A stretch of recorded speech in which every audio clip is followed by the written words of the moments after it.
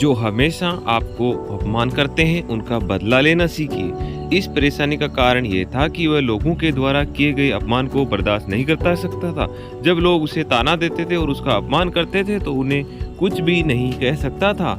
पता था क्योंकि भगवान गौतम बुद्ध ने उसे कहा था कि चाहे परिस्थिति कैसी भी हो तुम शांत रहना है। जब भी वह शीशे कहीं पर भी भिक्षा मांगने जाता तो वहाँ पर ऐसे ऐसे लोग मिल जाते थे जो उसका उपहास उड़ाते थे, करते उसे ताना मारते थे, उस शब्द कहते थे।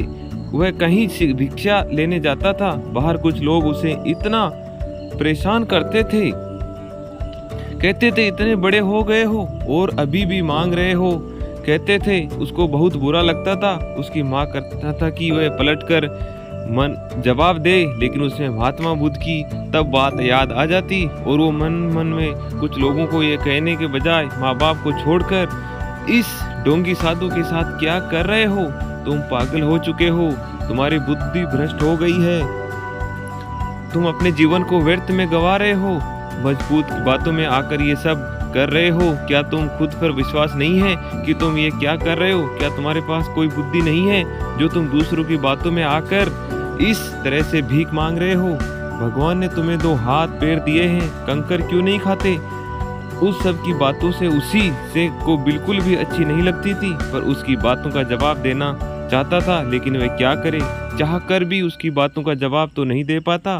लेकिन महात्मा बुद्ध ने अपने सभी शिष्यों से कह रखा था कि चाहे कोई तुम्हें कुछ भी कहे, लेकिन तुम्हें साथ अच्छा व्यवहार करना है, हमेशा दया दिखानी है, क्रोध नहीं दिखाना है, क्रोध को त्यागना है।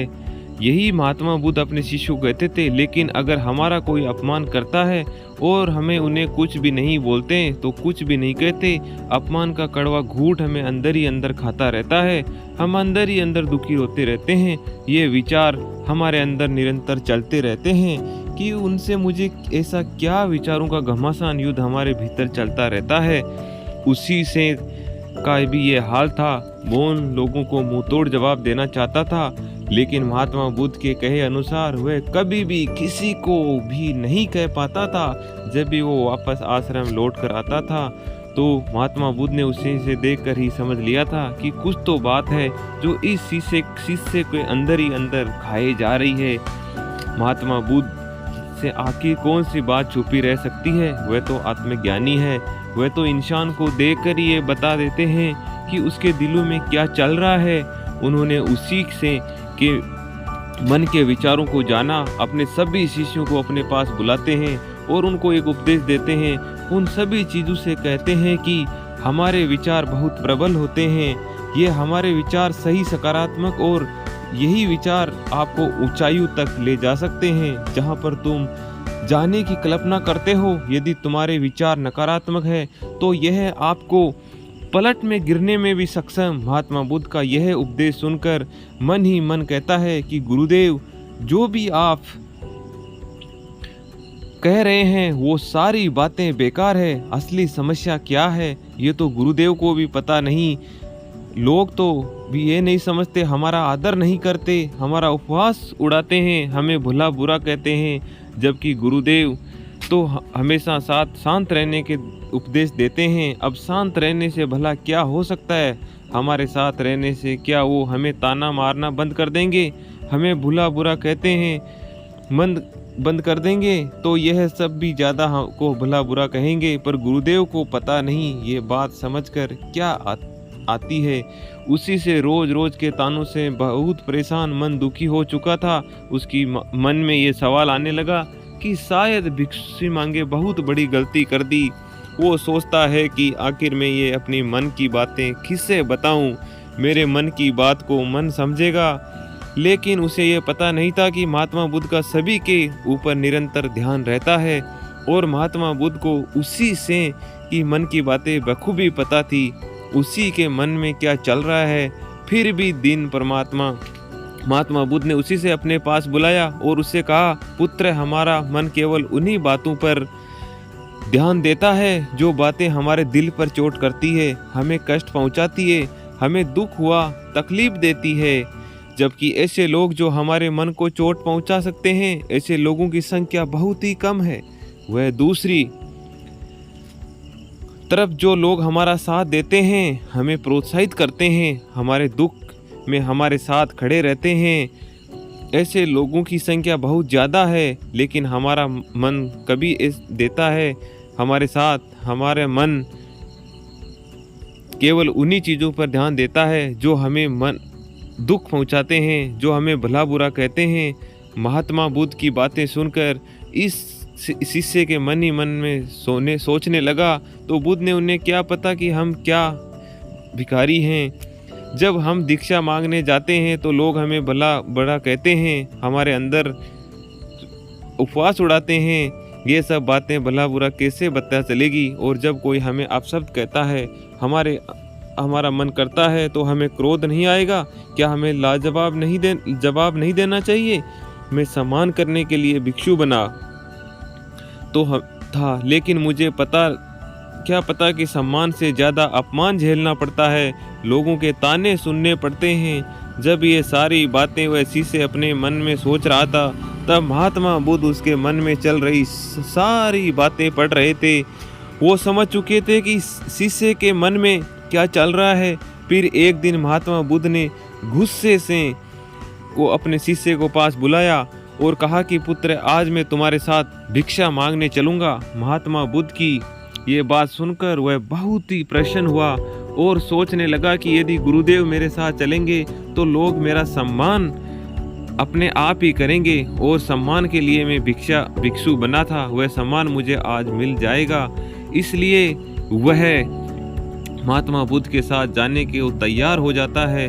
और फिर महात्मा बुद्ध और बुद्ध शिष्य दोनों भिक्षा लेने निकल जाते हैं। जब वो नगर में पहुंचते हैं तो सभी लोगों ने उसका आदर सत्कार किया, सभी लोगों ने उसकी भिक्षा दी, सभी ने उनके साथ प्रेम पूर्वक व्यवहार किया, सभी लोगों ने उनके साथ बहुत ही अच्छे तरीके से बातें की।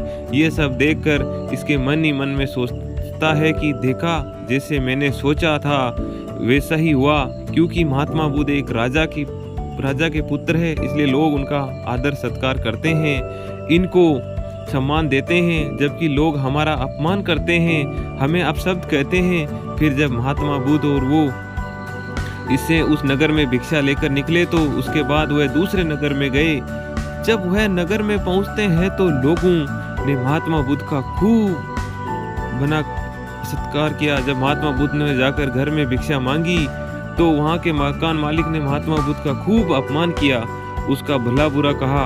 वहाँ के सभी लोग खड़े खोटे महात्मा बुद्ध को गालियां देने लगे, उसके ढोंगी कहने लगे, सभी लोगों ने उसके पाखंडी कहा, उनको बहुत सारे अपशब्द कहे और लगे। सभी गांव वालों ने मिलकर उनसे कहा कि आज के बाद तुम हमारे गांव में कभी मत आना।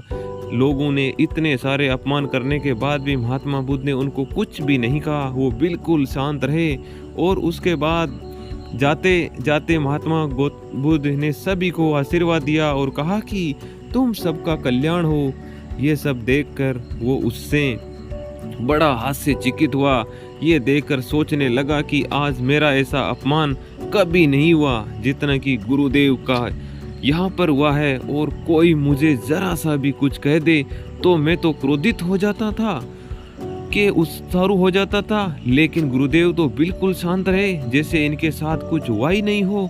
उन्हें इन लोगों की बातें सुनकर जरा भी क्रोध नहीं आया और इतना सब कहने के बाद भी उन्होंने लोगों को कल्याण से रहने का आशीर्वाद दिया। लोगों ने उनके साथ इतना बुरा व्यवहार किया है, उनको इतना भला बुरा कहा है। उसके बाद महात्मा बुद्ध और वो शिष्य वापस अपने आश्रम लौट आते हैं।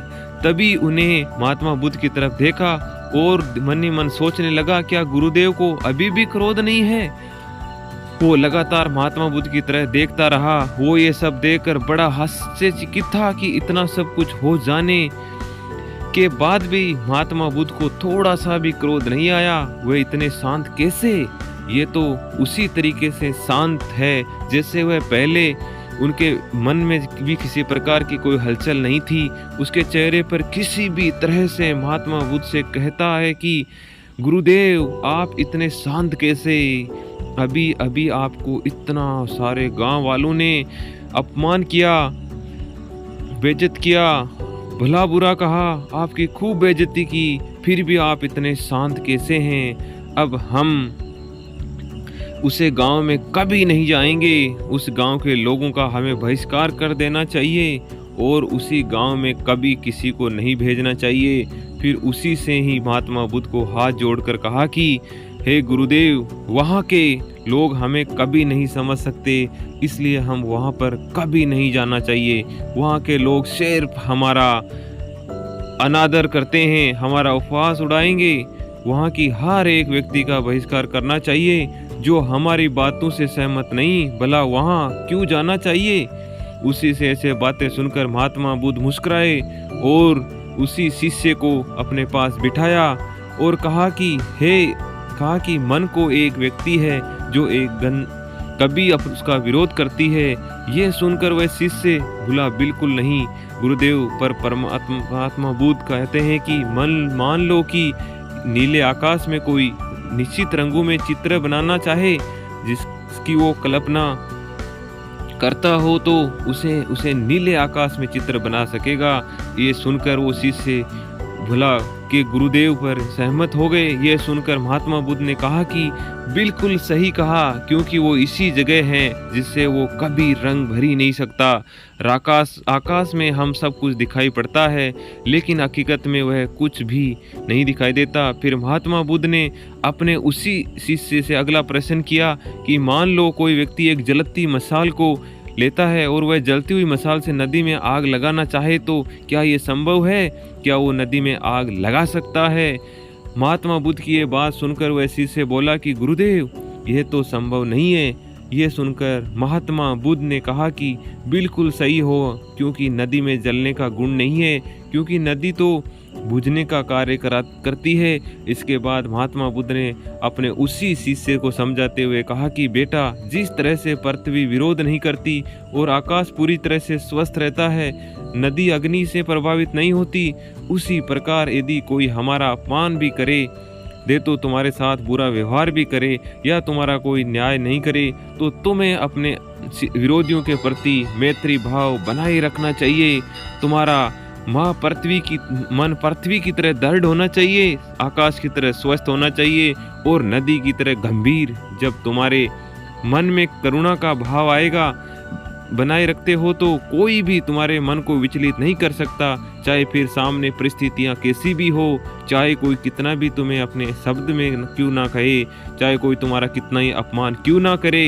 अगर तुम कल्याण का भाव बनाते हो तो तुम्हारा मन कभी विचलित नहीं होगा, चाहे तुम्हारा विरोधी तुम्हें कितना भी उकसाने की कोशिश क्यों ना करे। अब उसी को महात्मा बुद्ध की बातें समझ में आ गई थी। फिर उसी शिष्य ने मन भीतर करुणा और मैत्री का भाव उत्पन्न किया। उसके बाद से वो कभी भी किसी पे क्रोधित नहीं होता था। अब उसे कोई भी कुछ भी कहता था तो उसे कोई चीज़ का फर्क नहीं पड़ता था।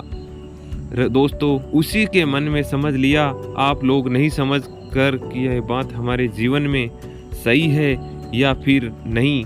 क्या ये कोई हमारा अपमान करे तो हमें उसे कुछ कहना चाहिए या फिर नहीं कहना चाहिए, समझना हमारे लिए बहुत ज़रूरी है। क्योंकि आप में से अधिकांश लोगों को ये बात समझ में नहीं आई होगी कि महात्मा बुद्ध ने ऐसा क्यों कहा कि यदि कोई हमारे साथ गलत व्यवहार करे तो उसके साथ गलत व्यवहार नहीं करना चाहिए, बल्कि उसके साथ करुणा का व्यवहार करना चाहिए, मित्रता दिखानी चाहिए। क्योंकि आज के युग में सभी लोग किसी न किसी को नीचा दिखाने में लगे हुए हैं, सभी लोग किसी न किसी का अपमान करते रहते हैं। लेकिन महात्मा बुद्ध हमें ये समझने का प्रयास कर रहे हैं कि हमारा मन बड़ा ही मजबूत होता है, हमारे विचार अत्यधिक मजबूत होते हैं, जो हमें बेकार की बातों में उलझा कर रखते हैं, हमें समस्या दिखाते हैं, हमें तकलीफ दिखाते हैं, हमें परिस्थितियाँ दिखाते हैं, कभी भी हमें सुख नहीं दिखाते। और हम कभी भी यह समझ नहीं पाते कि असल में समस्या क्या है, समस्या है या नहीं। कभी कभी समस्याएं होती ही नहीं है और हम उन्हें समस्या बना देते हैं। लड़ना, झगड़ना, दूसरों को नीचा दिखाना, आप ये बार बार सोचते हैं। साथ ही मन में ये सोची, कोई व्यक्ति आपको जब अपशब्द कहता है, कोई बुरी बात कहे, तो आप उसे पकड़ कर बैठ जाते हैं। तब आप ये नहीं सोचते कि उस व्यक्ति ने कहा है जो सच है या फिर वस्तुतः गलत, कोई ऐसी कमी है या ऐसी गलती जो हम कर रहे हैं जिसे हम सुधार सकते हैं, बल्कि आप तो ये सोचने लगने में लग जाते हैं कि किसी भी तरह उस गलती साबित कर दें, उसे नीचा दिखा दें ताकि हमारा सम्मान हो और हमारा कद बढ़ सके। आप अपना पूरा ध्यान, उसकी पूरी कोशिश उस व्यक्ति को गलत साबित करने में लगा देते हैं जिसका आपसे अपमान किया है, जबकि वह पर दूसरे व्यक्ति भी मौजूद है, वो उनसे कहीं ज़्यादा आपके लिए अच्छा कहते हैं, आपका सम्मान करते हैं, लेकिन आपका मन उन पर नहीं जाता, उन्हीं लोगों पर जाता है जो आपका अपमान करते हैं, आपको भला बुरा कह देते हैं।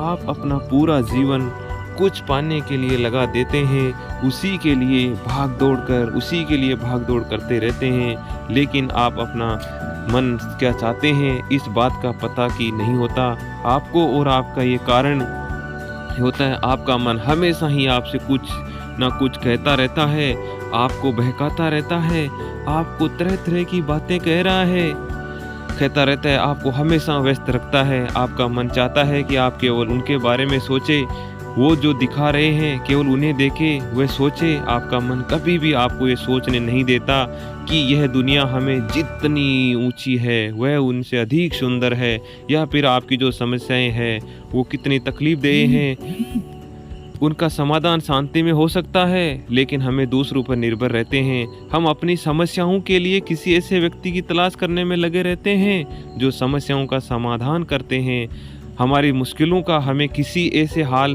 दे सके, हमारे जीवन की समस्याओं का हल कर सके जिससे हमारे जीवन में कभी कोई समस्या उत्पन्न ही ना हो।